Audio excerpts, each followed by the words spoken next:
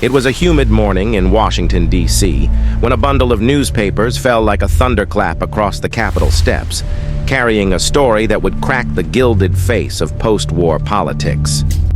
By the time they landed, the Transcontinental Railroad, heralded as America's Iron Promise, had become the vehicle for one of the most brazen financial conspiracies of the 19th century. The tale begins in the smoke and timber of the Union Pacific's offices in the 1860s, where insiders created a separate construction company with a French-sounding name, Crédit Mobilier of America. Ostensibly the contractor building the rails west from Omaha, Crédit Mobilier was in truth a shell. Its directors were the same men running Union Pacific. They awarded contracts to themselves, set wildly inflated prices, and then funneled federal subsidies and investor cash into private pockets. The conspiracy depended on Washington's appetite for spectacle and the fragile new nation's hunger to unite coasts.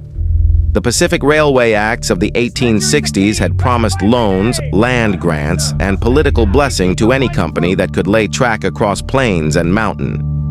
Crédit Mobilier exploited those subsidies.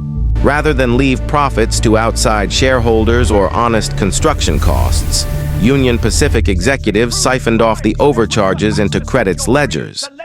But it was the politics that made the scheme indestructible, until reporters and a few principled investigators pried at its seams.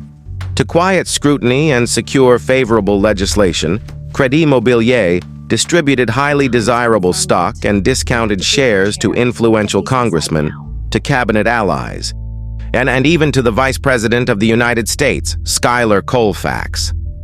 Those gifts were not charity. They were the currency of complicity. Men who might otherwise ask questions instead accepted shares, votes, and silence. The story erupted publicly in 1872 with newspaper exposés that printed ledgers and letters. The smell of graft reached every corridor. The man who arranged many of the transactions was Congressman Ames of Massachusetts, a Union Pacific booster whose name would come to symbolize the scandal. The House responded. It formed an investigating committee chaired by a young congressman named James A. Garfield. The hearings, held in 1873, read like a courtroom drama. Witnesses produced receipts and memoranda, stock certificates passed between political heavyweights. A map of influence emerged that linked the rails to the very halls of power. The committee's findings were sweeping. Several members of Congress were shown to have accepted stock. Some were harshly censured. Ames bore the brunt of public fury. The House formally condemned his conduct. Vice President Colfax was implicated. Others saw reputations stained, though not all were criminally prosecuted. The spectacle did not reach everyone who profited. Some of the railroad's founders and Wall Street financiers managed to escape the worst legal consequences, but the political costs were undeniable. The Crédit Mobilier affair did more than punish a handful of men. It ripped a hole in public faith during the fragile Reconstruction era, demonstrating that the nation's vast federal projects could be manipulated by private gain. Newspapers howled. Reformers seized the moment to demand cleaner government.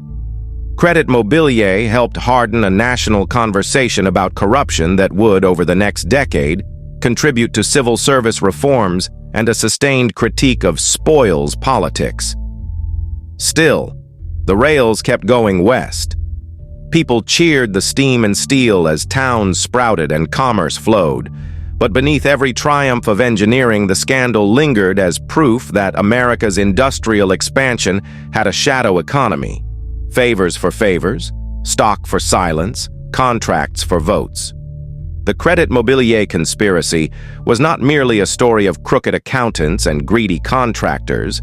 It was a lesson in how infrastructural ambition and political power can combine to create a market for corruption. And the papers that morning on the Capitol steps made sure the country never quite forgot it.